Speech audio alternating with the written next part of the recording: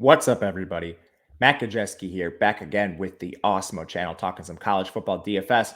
November the 18th, we have an ACC showdown matchup. Before we get started, hit the thumbs up button, subscribe to the channel, and hit the notification bell so you know when this and all other content goes live. Bringing you behind the glass today, we will get into our single game featuring our player usage data tool, and we have Louisville taking on Duke. A nice ACC matchup here. There's a 20.5-point spread in favor of Louisville, moving towards a 3-touchdown spread, 60-point total overall. So points expected to be scored. Louisville obviously implied north of 40 points, as Duke has hemorrhaged points on defense. First and foremost, Louisville, they're playing slightly above average in terms of pace, and then they're always going to be a run-heavier team, especially under their dual threat signal caller, Malik Cunningham. On the other side, Duke is extremely fast, the third fastest team in the country. Pass rate really similar to Louisville's. A lot of that coming down to their quarterbacks are fairly mobile too, which we'll get to, but very good game for DFS purposes and an exciting showdown. First things first here, Malik Cunningham, one of the best quarterbacks, especially in the ACC, but he's quickly emerging as a better dual threat in the country, 709 rushing yards for him on the year. He's been banged up in some spots, but he's played through it, which I think gives you some confidence here. 229 passing yards per game, expecting that to tick up a little bit because of Duke's poor defense on the other side, allowing over 300 passing yards per game. Any way you shake this, Malik Cunningham is a very safe play who also has a good ceiling. In the run game, Louisville, they did go to more of a committee of late, but last week they kind of reasserted Jalen Mitchell as their lead back with Trevion Cooley as a change of pace, and then even Maurice Berkeley and Jawar Jordan, the Syracuse transfer, came in for a couple carries here and there. I think this largely will be the same game plan. Hassan Hall entered the transfer portal, so he's no longer a threat. But Jalen Mitchell likely leads the backfield to begin the game with Cooley playing a change of pace. And then if they play to the 3-touchdown spread, you probably see Berkeley and Jordan get in the game towards the end in garbage time. They all could have efficiency here with Duke allowing nearly 194 rushing yards per game. So Mitchell, he's another very good play on the slate. Cunningham taking advantage of this too, I think is positive. In the receiving game, they lost Braden Smith very early in the year, somewhat consolidating opportunities. Marshawn Ford, the tight end, still leads the team in targets, but he's fallen behind Jordan Watkins in terms of receiving yards. Watkins is 496 to Ford's 400. And Watkins has more targets in the last 4 games compared to Ford as well. So at a cheaper price, I would rather get to Watkins here. On FanDuel, it's a different story where Ford is considerably cheaper than Watkins. Justin Marshall is the clear wide receiver 3. And while he wasn't targeted last week, he was still on the field quite a bit. 300 yards for him. He's worked ahead of Amari Huggins-Bruce pretty consistently throughout the year, averaging more targets on a per game basis. So Marshall at a much cheaper price than Amari Huggins-Bruce makes a lot of sense to me.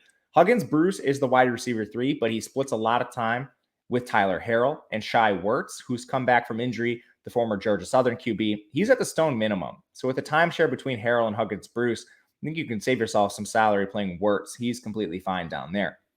On the Duke side, a lot of questions, but on Showdown, these are interesting spots to target. They've been dealing with an injury to Gunnar Holmberg. He did return to practice earlier in the week, but they split first-team reps 3 ways between Holmberg, Riley Leonard, and Jordan Moore.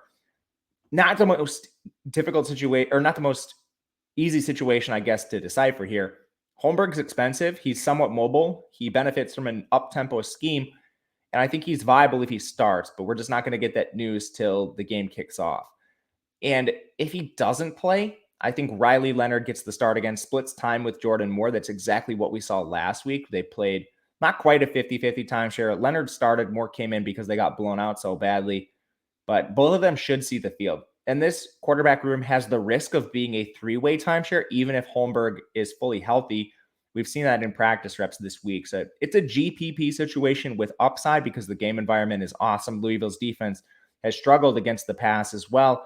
We just don't know how much these guys are going to play. Make sure to watch pregame warmups. See if Gunnar Holmberg is out there. If he is, I think there's a chance he plays all the snaps. If he's not, I would take some shots on Riley Leonard as the probable starter over Jordan Moore, but it's risky. In the run game, Matteo Durant is the most consistent play this team has. He's averaging nearly 110 rushing yards, very active as a receiver too.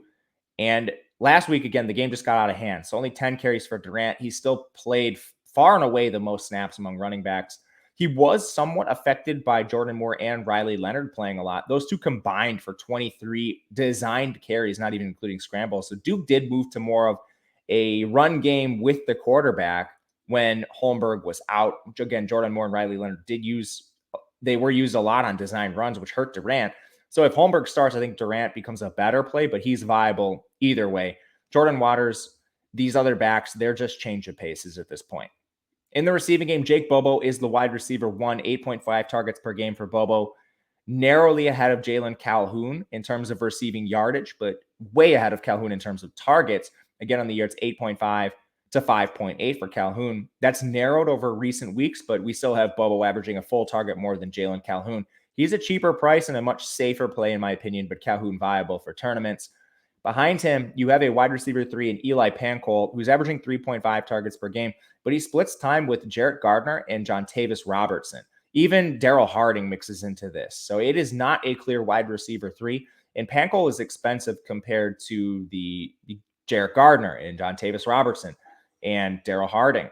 I think the best play out of this group is Jarrett Gardner, who's averaging 2.5 targets per game, only one target behind Eli Pancol over their last 4 games. But you could also look to tight ends. Jake Marweed splits time 50-50 with Nicky Dalmolin. And recently, Dalmolin has been far more involved, 3.3 targets per game to Marweed's 1.7. But still, that's in the last 4 games. And Marweed runs more routes. He's been more active over the course of the year. So it's a spot where maybe you're buying low on Marweed, but at the same time, Dalmolin is at a cheaper price. Again, we're just talking dart throws at this point. I think the preferred dart throw is still Garner for this Duke offense. But that'll do it for the single game slate. Thank you guys for watching. Let me know in the comment section who your favorite play is. Otherwise, my name is Matt Gajewski. You can follow me on Twitter at Matt_Gajewski. Hit the thumbs up button on the way out. Otherwise, thanks everybody. We'll see you again.